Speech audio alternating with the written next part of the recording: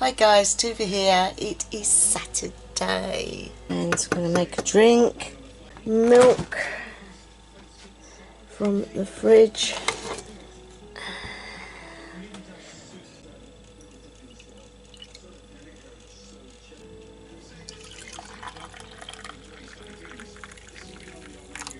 I want to talk today about Mandrake and the twins. That would be Freyja and Freyr. And I'll go into that in a little while. But Mandrake has got a very, very unusual background, a very magical root, been used for centuries in all parts of the world and has many mythological stories to it. But it's also renowned to be the plant of the crossroads, very mythological. They say that when you pulled a mandrake, which looked like a human being, would scream as it was dragged from the earth. But I wanted to come out here first and just give honour to Suni, to give honour to Odin. I have a huge eucalyptus tree that somebody planted and it is absolutely humongous. In fact, it's quite worrying in the winter. But it is beautiful. We have the wisdom of Odin in our back gardens, guys, when we have these trees that we can just go to and really absorb the energies. So I'm just going to breathe in the breath of life today and say hail to the world, hail to the day, hail to the sun. Thank you for all you do to this earth. At this equinox time, we will start to get the darker nights, and it is not nice, but we get used to it and we will acclimatise ourselves to this. A time of reflection and learning and taking up the things that we don't do in the summer months. So I'm just going to say hail to you all. Odin, the giver of breath, the giver of life, the giver of knowledge and magic. I'm going to get ready upstairs in a minute. I'm just going to take my drink with me and we'll get on with the video. I'll see you up there. Hi guys, I'm up here now. I want to talk about the link between so many different pantheons and a herb because it's got such magical properties in it. It has been used and it is all merged together and it's all intertwined because those properties, really strong, were used by many witches and many communities, many healers, many seers and many of the gods. And this is why I think it's amazing that the myth, and it's not recognised as much, but Freyr and Freyja are twins. They were born from the earth and as such almost represent Mandrake, for there is the male version and the female version. They were the fertility god and goddess.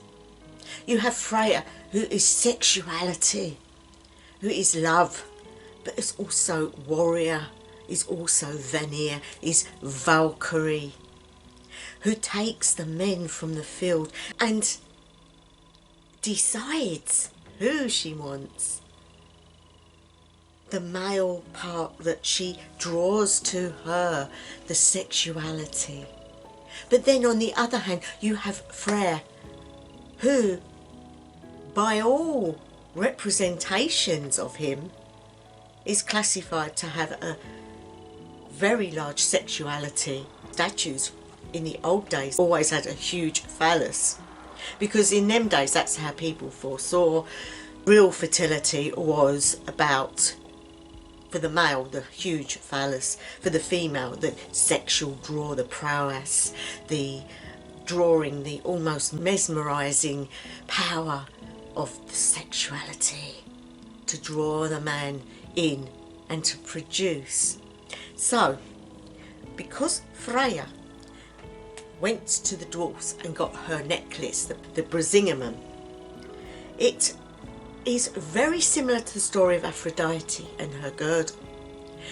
Seemed to draw men and women to her in a sexual way, and so was renownedly known as the goddesses of love. Where does Mandrake come into this? Well, some scholars have said they feel that her necklace was imbued with Mandrake, and also Aphrodite's girdle. And so Freyja and Aphrodite are linked in a lot of ways. Some even say that they are the one and same, but I don't believe that myself. And before we go on to anything, I just want to welcome both Freyja and Freyja to this today. I'm burning incense of love, rose, because we're talking about sexuality and the draw of fertility, bringing together of many issues to do with magic, to do with common day folk as well. So I'm going to light this and bring forth love. And we want to say, Freyja Freyr, welcome today. Bring forth any knowledge that you wish us to know, and bring forth your aroma of your sexualities and your fertility to the world. Hail and welcome this day. And that's it. And I have statues on here today of Freyja and Freyr, and just simple candles. So if you want to lay an altar for the gods, that's an easy way of doing it. Whatever it is you're doing, just use that representation, the colour scheme. So I've got red and gold here, and so we have the energies of both coming together, bringing forth the light of knowledge and fertility, also abundance. And of course it is autumn equinox time, so we have those energies of harvest, of gaining, of bringing through. So Mandrake is really renowned to be called Mandragora anthropomorphon, being named really by many people, but the shortened name is Mandrake. It resembles the human body, and so when it is pulled up, the root actually looks like the male and the female. Now these have been used for many centuries to aid people, but as well as poison people, because they are very poisonous plants. Consist of 2 legs, 2 arms, the body and a head. The actual plant itself is a perennial. It's got so many properties to it, and in the old days it was used as an anaesthetic for any surgery that would take place. So it would literally anaesthetise you.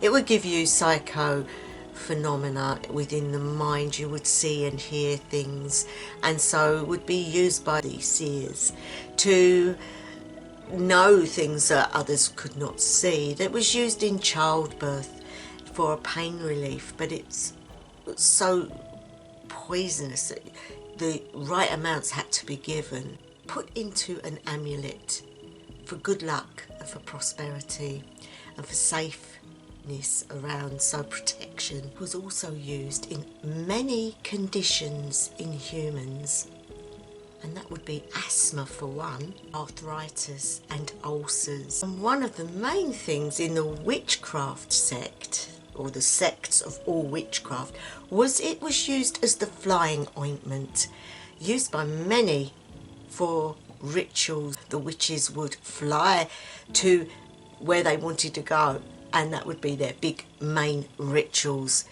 It was rubbed upon the broomsticks and upon their bodies, and so they would hallucinate and go to a different place. And that was where that come from, that people actually thought witches flew on broomsticks. No, they flew, but in consciousness, and this particular ointment aided them in doing this. There was also a myth that when these plants were dragged out from the earth, that they would scream like a human being, that like almost like they were being tortured. But of course we know in these days, or maybe it does scream but we just don't perceive it, I don't think personally it does scream, because you're not cutting it, it's like a root and you're just pulling it out from the earth, so I can't see that being an issue. What makes the plant so powerful? Well, it really owes its properties to a highly poisonous alkaloid, atropine, mandragorin and hyoscyamin. So 3 properties that are in the mandrake, and they can cause hallucinations, delusions and seizures. So guys, it is very powerful and not to be used in the wrong way. Used as an antispasmodic, so anybody that's convulsing, these drugs can calm the body down. So they do have good properties too, used in the right way, but obviously in the wrong hands could even cause death. Mandrake associations are: it is masculine, even though there is a female counterpart, it is renowned as masculine in energy. Ruled by Mercury, if you're interested in the planets. Some of the things that they would do is like dry a piece of mandrake out and put it upon the mantle of the home. Of course, we're going back, not everyone's got a mantelpiece now, but it was normally a piece of wood that was around the fireplace and they would put things upon it. So mandrake put there over the hearth of the home would bring protection. It was also thought that if you used it in the home, it would stop any demonic attentions coming your way. So if you thought that somebody was cursing the family, this would give prosperity, happiness in the home, and you would be safeguarded. It could be used as a puppet doll, which many did use. So of course you could add things to the root like hair and bits from the person that you were going to be doing the spell work on, and of course also that could be used both ways, both health wise to help someone or negatively. Berries from the plant were often used in jewellery to give the person that added protection. It was also thought that if they wore these necklaces or these charms, that the woman that was infertile would become fertile, that it was a good aid in women's fertility. Used as an aphrodisiac. So like if you wore something upon your body, that you would become irresistible to the opposite sex and so pull your partner to you. In the mind of people, when they wore it, they really believed that this is what it was doing, and of course they looked towards Aphrodite and the spell works that were done in her name, the goddess of love, and they really felt it worked, so we can't deny that. And this is where the link with Freyja and Freyr comes from, the fact that she had the Brisingamen and that it was imbued with mandrake, and so she was drawing all the sexual attention and the love and everything about that made her irresistible, and so many took that to be fact and used it in that way. Ingested in a very small amount was said to aid the witch in her psychic abilities, aiding her ability to be able to see, hear, feel and touch spirit or deity or anything that she wished or he wished. So it was very good and potent, but you had to be careful how much you took or you wouldn't wake up from it. But if you add a little bit of mandrake to your moon water, it's brilliant in enhancing any spell that you might be using that water for. But be very careful, it's poisonous, not to be drank, or you might end up in A&E or casualty. We don't want that, guys. The Anglo-Saxons of Britain really believed that, as well as periwinkle, mandrake would aid in stopping demonic possessions, and they really did stand by that. It was a barrier against anything negative, so stopped demonic attacks. The female route was well sought after because it seemed that that particular version brought more prosperity and more abundance, as in fertility for crops and for the woman, and so large families could take on the future generations, and it was believed that that particular one was better than the male one. So they had their different uses. There were many tales told, but one of them being the gallows, that the plant would actually grow beneath the hanged person, and that their bodily fluids that came from them would help the plant to grow. But it was always spoke of that if you tried to pull the root up, anyone that done it, the screams would send you insane, and you would end up going mad and dying. So they tied the root to a dog and allowed the dog to pull it up, knowing the fate of the poor animal, but it didn't kill the man. And once the root was up, you could touch it without going mad. So these were all folklores, guys. These were things, old wives' tales, old witches' tales of how not to get hurt by the plant. Some say that you could only harvest it after sunset, being a dark root needed to be pulled up in the darkness. So that was another way that they looked at it. If a witch or a wise woman wanted to store mandrake, they would wash it in wine and then wrap it up and put it in a dark place. It can also be used to help you to sleep, but don't have too much of it or you will end up in a bit of a mess. Sickness and excrement and vomiting, terrible pain. So if you're going to use it, guys, and I'm telling you now, be extremely careful. It is toxic, and if you get any recipes, make sure that you get it doubly checked, because people can make mistakes in how much to use in things. These days we have medicines already made up with it in, but it's in the right amounts. People that have studied it know how much. If you're going to do it as a wise woman or a witch, make sure you do it the correct way, or you could have big problems. I give the honour to Freyja and to Freyr, for they are abundance in their sexuality, in their warriorship, in their love for everything, and wisdom and magic. They have it all, but they also have that charm about them, and that fact that they were both born from the earth. And we can look at that two ways: Mother Earth giving birth, or are they a product of Mandrake? Are they the living embodiment of Mandrake? Only the gods know that. Only we can wonder. But of course we see them as beautiful, as vibrant, and the magic behind Freyja is wonderful. As a magical prophetess and teacher, she is the greatest one to go to learn. She will be strict with you. She will come and she will give you tests which you will learn from and you will never forget. She's not going to mother you. She's not going to be there for your every whim and action, but she will give you knowledge.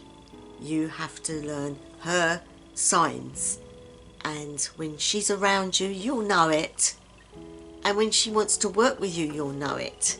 But with Freyr, he comes when he wants to, and he will give specific things. If you work with him, you'll know this. He has a direct way of showing himself, and I just think it's great that we can link this growth of a powerful plant that can be just as powerful as them, and linking it all together. So next time you think about Freyja's Brisingamen, you can think that is imbued with Mandrake and may scream I'm going to leave it there, guys. It's been a bit all over the place again. I don't know. I just want to get these things out to you and as fast as possible. But I think we could end up with a rune. I think you wouldn't mind that, would you? And I'm just going to pull a rune and see where we go and see what comes from it. And here we go. Okay, right. What have we got? Don't know if you can see that, guys. Yeah, we have Sorrow, and that is the rune of energy and revelation. In other words, things will be revealed to you today, things that you weren't expecting maybe, or things that you was expecting. At the end of the day, what is being revealed to you may help you. It may come as a form of letter, of person, of text message, of anything.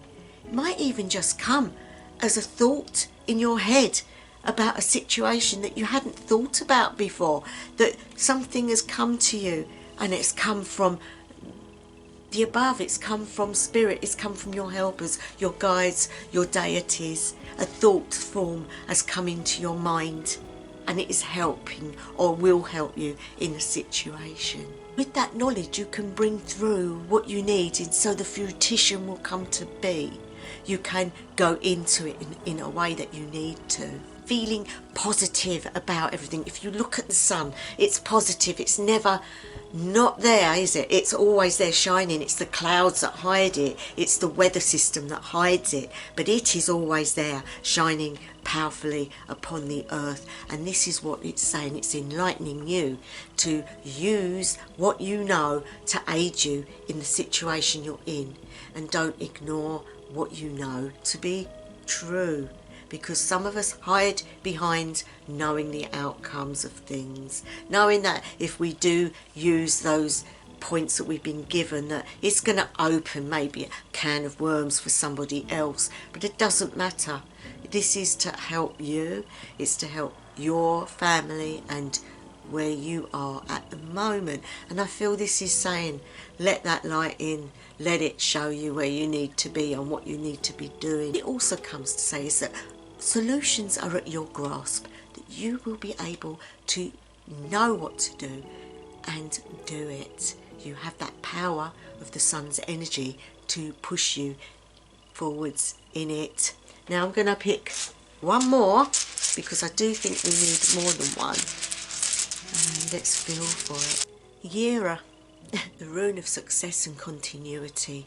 In other words, if you go by what you're taught or told to do, you will get the outcome that you really want. Your life path without problems. And so if you've been striving towards something that you know what you've got to do, as the last rune's told you, Sorilo gives you that power to walk in it, to go forwards. But this is saying that you will get success and continuity with this. Rune of the harvest, which is very apt, being that we are in the autumn equinox or horse blot.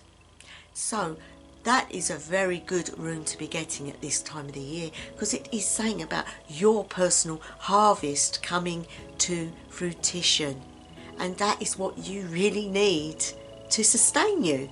There is a warning to this, that as all things, you reap your harvest, but it's also coming to winter, the dark times. Have you harvested enough to get you through? And that is the thing you need to look at. Is there something else you can do to aid yourself in the situations that you're in? Can you not do a little bit more to sustain that, to get you through? Looking at it metaphorically as a harvest, have you sown enough seeds to have been reaped to aid you in your problem? Or are you still trying to get a bit more? And if that's the case, don't be complacent, don't stand still on it, keep going. You will get there and you will have enough, but you have to work at it, guys. Looking at it blankly, it's not always about harvest, but it might be about how much wisdom have you grown over the last year. Have you got enough to back you to get through the next challenge that will come your way, because life is full of challenges, isn't it? And you need to be ready for the next one that's going to come along, so that you have the strength, the ability, the wisdom and the energy to get there, to use what you've learnt, the harvest that you've pulled up, and to be able to sort it out. Year means year. It means the accumulation of everything that you've done. As such, it doesn't mean we sit still because the harvest has been drawn, it has been ploughed, it has been got. It's now the time to start putting more seeds in and starting the growth for the following year. So use the dark time of the year, the night times, to study, to learn, to progress, to gain more knowledge, to grow as a witch or a wise woman or man, to grow and see that growth, but use these dark months to not hide away, but be wise in your time. It's all about roots, isn't it? Even the runes, it's all about what you can draw up from the earth, the harvest. And so I think I'm going to leave it there, guys. I hope this has been helpful in some way. You know, you can use mandrake, just be careful. Witches have used it for centuries and it's been a good thing to use. It's also been used in the wrong way, like humans always do. We do things that we shouldn't. And so it's up to you and your conscious efforts, your belief systems and what you want to do. So I leave it in your hands. But I say now, the disclaimer is, all I give out here is for entertainment purposes only. And as such, if you want to know more, go to the correct places and get the correct knowledge. Mine is only advice of what I know.